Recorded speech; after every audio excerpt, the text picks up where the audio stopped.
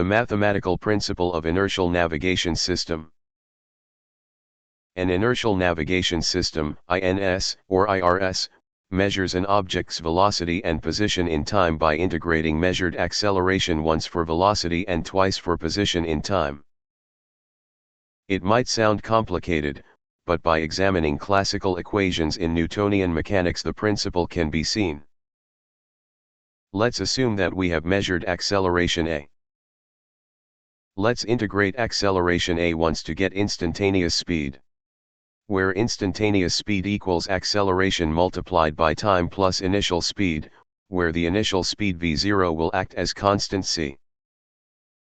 Let's integrate the speed, v, once to get position in time, which equals the second integral of the acceleration, where position in time equals 1/2 multiplied by acceleration multiplied by time squared plus initial speed multiplied by time plus initial position, where the initial position x0 will act as constant c.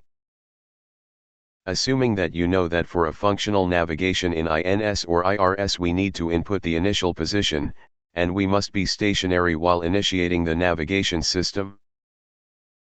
By looking at the position in time equation we can come to this conclusion easily. The acceleration is being measured by the navigation system. The initial speed must be 0 in order to calibrate the navigation device. The initial position must be input in order to complete the equation. Thus, thinking in terms of equation, the operation principle of INS can become quite clear. If you are interested in the mathematics of Newtonian equations, I recommend you to view this great lecture by Professor Ramamurti Shankar in Yale University, also found in the description. Thank you.